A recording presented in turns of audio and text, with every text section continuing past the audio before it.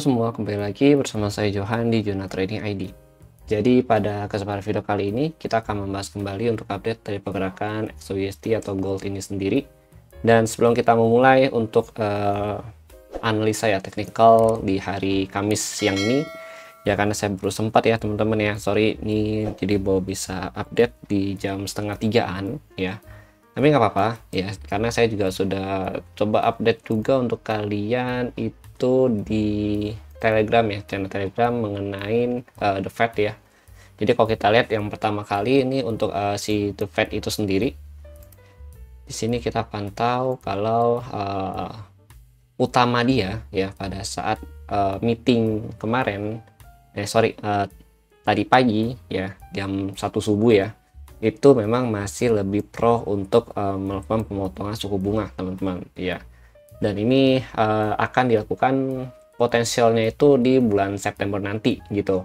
Lalu kalau kita lihat memang data yang terbaru pun ya dari hasil pembahasan mereka ya, mayoritas anggota The Fed ya percaya bahwa menurunkan suku bunga pada rapat berikutnya adalah tindakan yang tepat jika data itu tetap konstruktif gitu. Artinya selama data yang dihasilkan ya dari laporannya inflasi ya terutama ya itu masih stabil dan memang ada potensial untuk turun lagi ya, maka The Fed ini sudah pasti akan menurunkan suku bunga gitu teman-teman, yang memangkas suku bunga di bulan September nanti atau bulan depan, bulan 9 teman-teman gitu. Jadi kalau kita lihat memang nantinya akan berdampak itu ke US dollar gitu. Jadi US dollar nanti akan potensi juga untuk melemah gitu.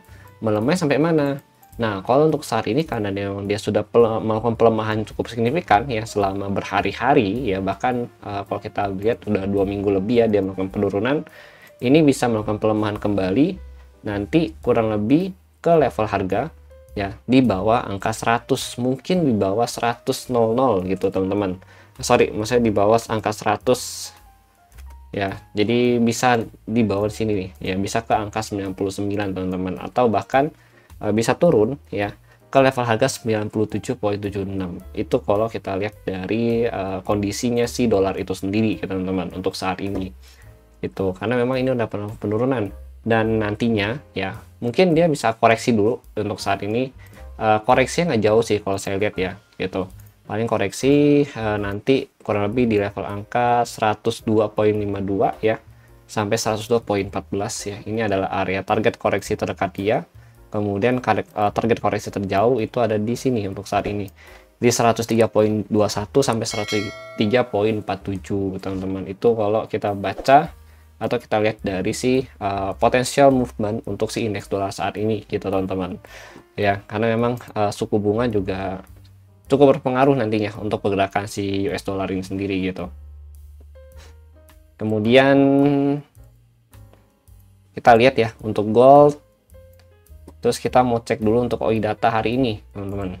Jadi untuk OI data ini kan kita lihat nih, kalau gold itu sudah lumayan banyak nih ya, spike bawahnya ada 1, 2, 3, 4 ya. Ini high spike semua. Dan ini kalau kita spike atas juga ada beberapa ya, walaupun nggak sebanyak yang bagian bawah sini ya teman-teman ya gitu. Dan kalau kita lihat juga untuk yang candle kemarin itu masih ditutup doji ya. Kemudian untuk candle hari ini kita belum tahu nih karena belum closing candle ya untuk hari ini teman-teman gitu. Tapi untuk openingnya itu ada kurang lebih di 25 12 teman-teman. Jadi di sini kita mungkin ambil patokannya itu adalah 25 10 ya teman-teman ya gitu. 25 10 kita cek ya, 25 10 berarti di sini teman-teman. Ya ini untuk yang 21 Agustus ya. Terus ini udah kita pakai 0 DTE teman-teman gitu. Nah, kemudian kalau kita lihat nih di bawah 2510 yaitu ada 2495. Kemudian ada lagi itu di 2475 sama 2480 teman-teman gitu. Kemudian di atasnya masih ada di 2525 sampai 2530 gitu teman-teman. Dan ada lagi tadi 2550 gitu, tapi nggak signifikan ya untuk angkanya gitu teman-teman. Dan kalau kita lihat juga penurunan potensial reach untuk hari ini ada di 2475 gitu, karena posisinya itu dia tuh last call-nya dia yang cukup besar tuh di sini teman-teman, dan terdekat dia itu bisa nyentuh ke 2495 untuk penurunan hari ini gitu teman-teman. Oke. Lalu untuk kenaikan terjauh, highest pointnya masih di sama height yang kemarin, yaitu di 2530. Kemudian ekstrim, kenaikan ekstrimnya itu bisa dicapai kurang lebih di level harga 2550 teman-teman gitu ya. Itu untuk yang hari ini ya. Overall sih sebenarnya hari ini datanya masih lebih banyak ngumpul di bagian tengah sih teman-teman gitu, masih lebih baik ngumpul di sini ya. Range akumulasi 2505 sampai 2530 gitu. Kalau untuk besok Jumat baru nih cukup banyak di bagian bawah sini ya. Itu yang ngebuy juga cukup banyak juga ya di sini ya. Itu di 2565, kemudian 2490 ya kan. Lalu ada lagi di 2450 ya kan. Nah, ini cukup banyak untuk besok teman-teman gitu. Oke. Ya, lanjut lagi ya. Jadi kalau dari OI data masih cenderung netral untuk hari ini. Oke. Yang penting kita udah punya patokan-patokannya gitu. Kemudian kita mau bahas news ya. Nah, kalau untuk news ya, tadi saya juga sudah share di channel Telegram untuk newsnya. Itu yang pertama ada ini saja press claim, ini news mingguan ya. Kemudian ada dari S&P Global US Manufacturing PMI ya. Lalu ada S&P Global Service PMI sama Exciting Home Sales teman-teman. Di sini ada dua ini untuk newsnya ya gitu.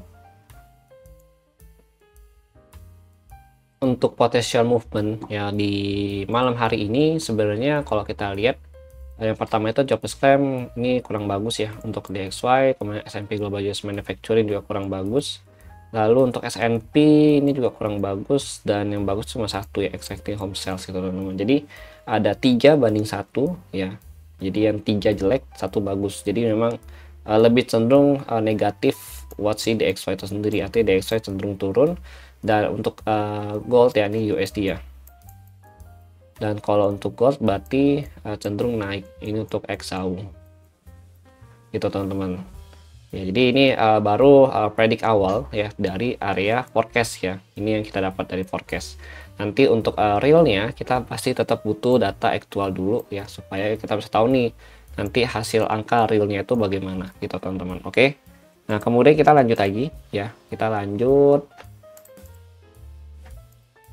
Nah, di sini kalau kita lihat ya, yang pertama saya mau ajak kalian lihat untuk 4 hours saya dulu, karena cukup menarik gitu teman-teman. Yang pertama untuk di 4 jam ya, di sini ada bearish engulfing, kemudian ini ada mother candle, dan ini adalah inside bar gitu teman-teman. Oke, ini inside bar. Nah, lalu di dalam inside bar ini dia sudah break nih. Ini kan resisten ya, breakout, ini support.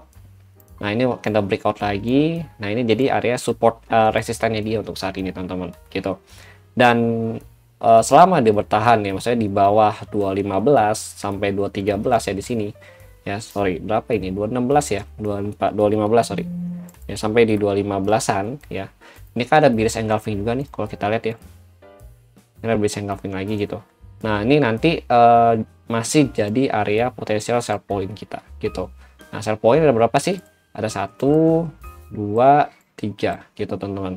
Yang pertama itu di sini itu di 220 ya sampai 2524. Kemudian kedua itu ada di level harga 2531 ya, dari 2527 gitu teman-teman. Tuh, jadi itu adalah sell point yang potensial kita reach untuk hari ini gitu. Nah, cuma kan kalau kita lihat ini udah mulai kena ya untuk area sell point yang ini ya gitu teman-teman. Nah, ini tinggal tunggu konfirmasi aja gitu. Karena kalau kita lihat juga dari volume ini yang terbentuk bearish engulfing ya, ini volume masih cukup bagus gitu teman-teman. Jadi sellernya itu sebenarnya masih mendominasi si pergerakan pasar ini gitu. Cuma ya namanya juga sentimen nanti malam itu pasti berbeda gitu. Jadi kita harus ditambahkan sentimen news yang nanti malam ya. Nah, itu kita harus agak berhati-hati gitu, karena posisinya itu newsnya itu kurang bagus atau kurang mendukung untuk DXY, sehingga nanti si indeks dolar ini ada potensi untuk drop lagi ya, dan potensi drop di bawah angka 100 ini teman-teman gitu. Oke, itu untuk si USD, untuk si DXY. Kalau gold, kalau DXY drop berarti dia ada potensi untuk masuk lagi main-main di 2520-an sini teman-teman ya, 2520-an seperti yang di OI data, yang OI data kita lihat ya. Nanti kita baru cari lagi area sell di sini. Tapi kalau misalnya nggak ada, ya udah kita nanti tunggu lagi ya sell di sini gitu Ya oke, jadi itu sih. Nah bang, kalau misalkan hari ini dia drop dan dia belum bisa break ya di atas 2520, apa yang harus kita lakukan? Misalkan dapat sell gitu ya, apa yang harus kita lakukan? Kira-kira TP di mana? Nah, kalian boleh pantau di 2500 ya, karena ini area support yang cukup kuat. Itu 2500 sampai 2493 gitu teman-teman. Ini kalian boleh pantau. Karena udah 1 2 3 ya kan. 4 5 ini dia gagal break out terus dia naik lagi ke atas gitu. Tapi overall sih kalau saya lihat di sini memang potensial biris ya, movement atau koreksi itu udah mulai dekat gitu. Jadi soon to be ya, saya nggak tahu kapan, mungkin Jumat ya. Nah, kalau saya target sih personal sih Jumat ya, kalau saya lihat nih, tapi nggak tahu, coba lihat nanti gitu. Kalau ini kalau kita lihat dari secara TA ya, memang ada potensi untuk koreksi dulu untuk higher time frame yang dia seperti daily ya di sini. Tuh, mungkin kalau kalian punya pandangan lebih atau pandangan lain nggak masalah gitu ya. Tapi kalau saya lihat dari daily ini masih ada penekanan nih, ada 1 2 dan cukup kuat gitu ya. Jadi ini support dia ini adalah area yang perlu kita pantau atau kita wanti-wanti gitu. Kalau koreksi daily, potensi dia masuk ke 480 kembali sampai 470-an teman-teman di sini. 470-an itu untuk koreksi daily-nya dia. Karena ini adalah area range breakout Fibo daily-nya dia. Ya, seperti yang kita waktu itu gambarkan ya, teman-teman ya, di time frame weekly sama daily, dan juga ini kita pernah bahas juga di video weekly untuk minggu ini gitu teman-teman. Oke. Jadi mungkin sekian dari saya. Terima kasih bagi yang sudah nonton dan sampai jumpa pada next video.